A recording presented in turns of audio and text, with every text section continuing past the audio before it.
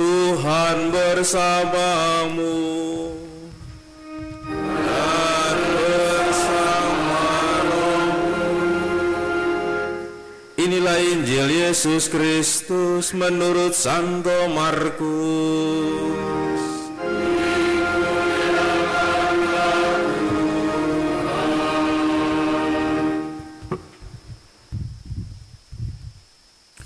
Pada suatu hari, Yesus berangkat meneruskan perjalanannya. Datanglah seorang berlari-lari mendapat dia. Dan sambil berlutut di hadapannya, ia bertanya, "Guru yang baik, apa yang harus aku lakukan untuk memperoleh hidup yang kekal?" Jawab Yesus kepadanya, "Mengapa engkau katakan aku baik? Tak seorang pun yang baik selain Allah. Engkau tentu mengetahui perintah-perintah ini. Jangan membunuh, jangan berzina, jangan mencuri, jangan memberi kesaksian palsu, jangan menipu orang, hormati ayahmu dan ibumu." Lalu kata orang itu kepadanya, "Guru, semuanya itu telah aku turuti sejak masa mudaku." Tetapi Yesus memandang dia dan mengasihinya, lalu berkata kepadanya, "Hanya satu lagi kekuranganmu. Pergilah, jualah apa yang kau miliki dan berikanlah itu kepada orang-orang miskin, maka engkau akan beroleh harta di surga. Kemudian datanglah kemari dan ikutlah aku." Mendengar perkataan Yesus, mukanya muram, lalu pergi dengan sedih sebab banyak hartanya. Lalu Yesus memandang murid-muridnya di sekelilingnya dan berkata kepada mereka, "Alangkah sukarnya orang yang banyak harta masuk dalam kerajaan Allah." Murid-murid itu tercengang mendengar perkataannya itu, tetapi Yesus berkata lagi, "Anak-anakku, alangkah sukarnya masuk ke dalam kerajaan Allah. Lebih mudah seekor unta melewati lubang jarum daripada seorang kaya masuk ke dalam kerajaan Allah."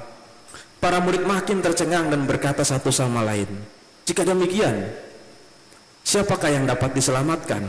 Yesus memandang mereka dan berkata, "Bagi manusia hal itu tidak ada yang mungkin, tetapi bukan demikian bagi Allah, sebab segala sesuatu mungkin bagi Allah." Lalu Petrus berkata kepada Yesus, "Kami ini telah meninggalkan segala sesuatu dan mengikuti Engkau." Yesus menjawab, "Sesungguhnya aku berkata kepadamu, setiap orang yang karena aku dan karena Injil meninggalkan rumah, saudaranya laki-laki, saudaranya perempuan, ibunya, bapaknya, anak-anaknya, atau ladangnya pada zaman ini juga, ia akan menerima kembali 100 kali lipat. Rumah, saudara laki-laki, saudara perempuan, ibu, anak-anak, ladang, sekalipun disertai berbagai penganiayaan, dan di zaman yang akan datang ia akan menerima hidup yang kekal." Berbahagialah orang yang mendengarkan sabda Tuhan dan tekun melaksanakannya.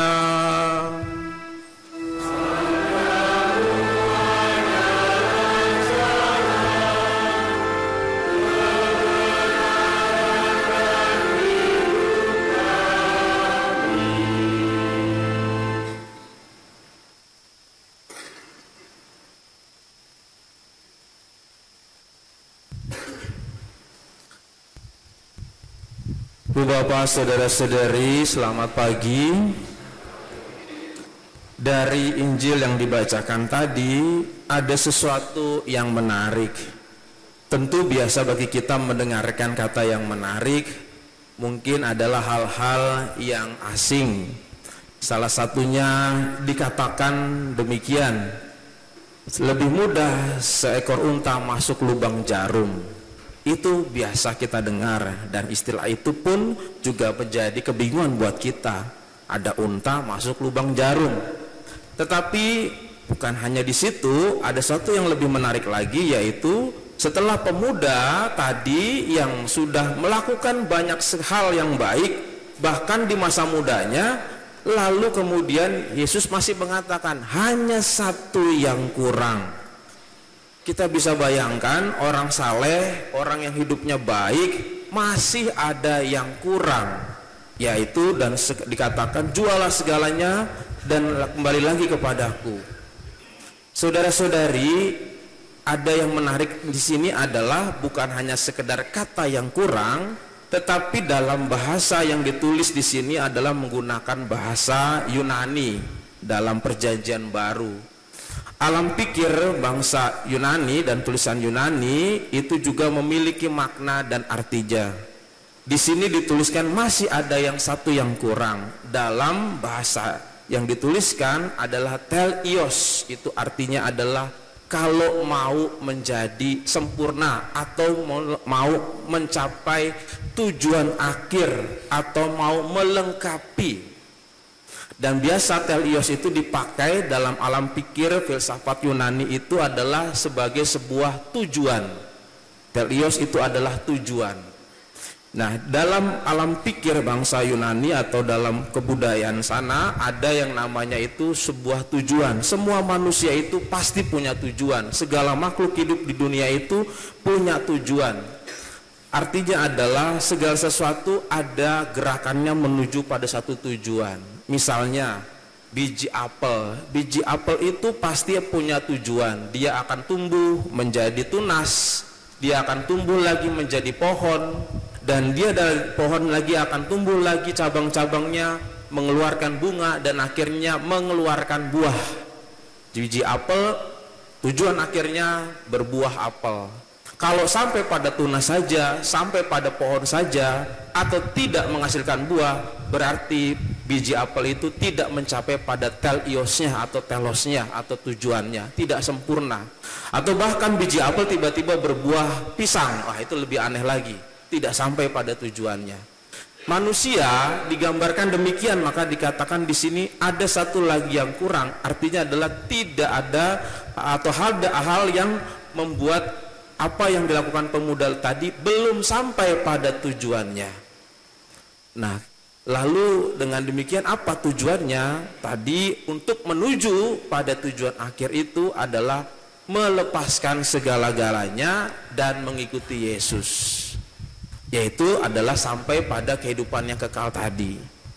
Dalam alam pikir tadi yang dikatakan dengan yang disebut dengan telos menuju tujuan, ada yang namanya filsafat yang mengatakan tentang nihilisme, atau artinya adalah ketiadaan. Hidup itu adalah ketiadaan, tidak ada tujuannya, sia-sia. Jadi ketika orang itu melihat jam berputar dari waktu ke waktu, itu berputar pada putaran yang berulang-ulang, jam 1, jam 2, nanti besok lagi jam 1 dan 2, besoknya lagi begitu. Jam itu terus berputar, mati kalau baterainya habis. Begitu juga dengan manusia berputar terus dari Senin ke Selasa, Selasa ke Rabu, ke Jumat ke Minggu, balik lagi ke Senin, begitu terus. Berhenti, mati kalau nyawanya hilang. Nah, itu adalah filsafat nihilisme yang terus berputar, tidak ada maknanya. Ibarat pemain bola, main bola itu kalau yang disebut dengan tadi telos tadi, itu main bola oper, tujuannya adalah gol. Kalau oper tidak ada gawangnya, tidak ada golnya, itulah nihilisme. Jadi main bola tanpa gawang, itulah nihilisme. Oper, sudah sampai depan balik lagi karena nggak ada gawang. Main bola tanpa gawang itu adalah nihilisme. Lawan dari telos itu adalah nihilisme. Manusia kadang-kadang itu untuk menuju pada suatu tujuannya itu selalu dihadapkan pada apa yang terjadi kepada pemuda ini, yaitu ada orang yang bertanya dan juga ingin mendapatkan satu makna dalam hidupnya, tujuan akhirnya, tetapi juga ada orang yang terus aja rutin menjalankan sesuatu tanpa makna hidupnya. Betul dia beragama, betul dia beriman, betul dia juga percaya akan Allah, tetapi begitu rutin dalam hidupnya dan tidak memaknai hidupnya, melakukan segala sesuatu, bekerja, mencari nafkah, mengumpulkan uang, dan terus begitu tanpa ada pemaknaan, tanpa ada tujuan hidupnya, dan nanti berakhir dalam kehidupannya ketika nyawanya hilang seperti jam yang berputar, mati ketika baterainya habis. Nah, maka kata ini sangat penting, yaitu bahwa orang, kata Yesus mengatakan, harus menuju pada telos, atau ada pada tujuannya, pada akhirnya. Dan pemuda ini sebenarnya sudah tahu. Maka dia bertanya, kalau saya mau mendapatkan hidup yang kekal, itulah tujuan hidupnya. Mendapatkan hidup yang kekal, caranya bagaimana? Orang ini, pemuda ini sudah tahu yang namanya hidup yang kekal, itu sebagai tujuannya. Tidak begitu saja di dunia berputar terus dari Senin ke Minggu, Minggu ke Senin lagi. Tetapi dari sebuah bahwa akhir hidupnya adalah kematian itu belum berakhir. Tujuannya adalah kehidupan yang kekal. Dan disitulah pemuda ini tahu. Tapi caranya bagaimana? Yesus menyampaikan itu. Jualah seluruh hartamu, lalu kemudian datanglah kepadaku. Dan kita tahu saudara-saudari, orang ini tahu tujuannya, tetapi caranya dia tidak mau. Maka dikatakan di sini mukanya muram, lalu pergi dengan sedih. Kita ingat kata muka muram ini seperti para murid yang kecewa dan gagal ketika Yesus disalib itu. Dua murid dari Emmaus, mukanya muram, dia merasa gagal. Dan di situ dikatakan lagi, tidak sampai di situ, dia pergi dengan sedih, berarti meninggalkan tujuannya. Meninggalkan, dia sudah mau sampai pada tujuannya, tinggal melakukan itu, selangkah lagi dia pergi meninggalkan itu. Oleh karena itu, pemuda ini gagal dengan kesedihan, berduka cita, dan meninggalkan Yesus yang mau membawa sampai ke tujuan itu. Bapak Ibu saudara-saudari yang dikasihi Tuhan, apa yang membuat dia begitu muram dan sedih? Dikatakan karena banyak hartanya. Sebenarnya kata ini bukan menunjukkan bahwa orang yang punya banyak hartanya tidak bisa melakukan itu, tetapi karena pemuda ini begitu terikatnya dengan apa yang menjadi miliknya. Tujuan dari hidupnya menuju pada kehidupan kekal diikat dan dihambat dengan keinginannya dan kepemilikannya dalam harta duniawi. Dia tidak bisa melepaskan harta duniawi itu, sehingga dia pun tidak bisa masuk pada kehidupan yang kekal.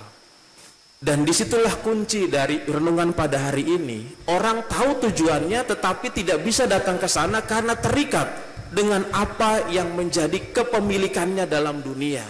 Orang merasa menjadi milik dalam dunia itu, dan apa yang dimilikinya itu tidak mau dilepaskan dan tidak mau dibagi-bagikan kepada orang miskin tadi. Dan kepemilikan yang seperti itulah yang menghambat untuk masuk kehidupan yang kekal. Sudah jadi orang saleh sejak masa mudanya, tidak melakukan ini, tidak melakukan itu, hanya selangkah lagi dihambat oleh apa yang menjadi kepemilikannya itu. Saudara-saudara bisa membayangkan betapa kasihannya pemuda ini yang terhambat dan terikat. Maka Yesus mengibaratkan dengan masuk akal, seekor unta lebih mudah masuk ke lubang jarum dibandingkan orang ini yang banyak hartanya. Bapak Ibu jangan membayangkan unta masuk lubang jarum. Lubang jarum itu adalah sebuah istilah. Dulu pintu gerbang kota Yerusalem itu besar. Itu kalau kita gambarkan, besar itu seperti dua pintu yang bisa orang masuk. Dan ada pintu kecil di sebelahnya untuk pintu darurat yang akan dibuka kalau pintu gerbang utama itu sudah tertutup. Kalau kita lihat depan gereja ada pintu utama, ada kanan kirinya yang kecil. Nah, yang kanan kiri kecil inilah yang disebut lubang jarum, karena kubahnya mirip seperti lengkungan jarum ujungnya itu, yang atasnya itu. Nah, disitulah maka dikatakan unta masuk lubang jarum. Seekor unta masuk pintu darurat lubang jarum itu bisa dengan cara apa? Nunduk, dituntun. Dan satu lagi, bawaannya unta yang ada di punggungnya dilepaskan, barulah unta itu bisa lewat. Nah, itulah unta masuk lubang jarum. Dia bisa karena apa? Melepaskan bebannya itu, melepaskan bawaannya, sehingga bisa masuk pintu yang sempit itu, dituntun sama tuannya. Nah, itu maksud Yesus mengatakan unta saja bisa masuk lubang jarum, maksudnya pintu kecil itu dengan melepaskan itu. Artinya bahwa pemuda ini tidak sama seperti unta itu, tidak seperti unta itu yang dengan akalnya tuannya itu bisa mau melepaskan. Seekor unta aja dari tunggangannya bisa melepaskan itu, tapi kenapa ini tidak mau dilepaskan? Nah, saudara-saudari yang dikasihi Tuhan, maka itulah yang menunjukkan bahwa tujuan akhir dalam kehidupan kekal tidak mampu dicapai karena keterikatannya itu. Salomo dalam bacaan pertama mengajarkan kepada kita, apa yang engkau mau minta, maka Salomo meminta adalah kebijaksanaan, bukan emas, bukan perak, karena hanya seperti lumpur bagi Tuhan. Dia minta kebijaksanaan. Dia tahu tujuan hidup dan akhir hidupnya, dan dia tahu bagaimana cara menuju kepada kehidupan yang kekal itu. Maka kita pun diajak untuk bijak menggunakan harta itu atau apa yang kita miliki bukan sebagai penghambat kita menuju kehidupan kekal, tetapi menjadi sarana kita masuk dalam kehidupan yang kekal. Dan tentu saja dari sekarang kita diajak untuk berpikir apa yang dimaksudkan oleh Yesus. Masih ada hal yang menuju kepada tujuan itu yang membuat kita lebih sempurna, yaitu adalah tidak terikat pada apa yang menjadi milik kita. Bahkan kita pun diajak untuk melepaskan itu dan akhirnya menuju kepada Yesus, menyerahkan diri kepada Yesus. Apa artinya harta yang dimiliki oleh pemuda ini? Yaitu menjadi sarana menuju pada kehidupan yang kekal. Dan hati tidak terikat sepenuhnya kepada harta yang menjadi kepemilikannya itu. Saudara-saudari yang dikasihi Tuhan, maka apa yang dituntut dari seorang pemuda ini yang sudah baik, yaitu adalah keterbukaan hatinya untuk melepaskan apa yang digenggamnya dalam kehidupannya menuju pada kehidupan yang kekal itu. Seorang yang memiliki harta tentu saja boleh, dan seorang yang memiliki harta tentu saja diajarkan untuk bisa dengan bijaksana menggunakannya sebagaimana Salomo itu. Dan kita mohon rahmat Tuhan, semoga kita pun juga dimampukan untuk bisa dengan bijaksana mengelola apa yang kita punya sebagai tujuan kita menuju kehidupan kekal, bukan sebagai penghambat kita menuju pada kehidupan yang kekal. Semoga Tuhan memberkati kita. Amin.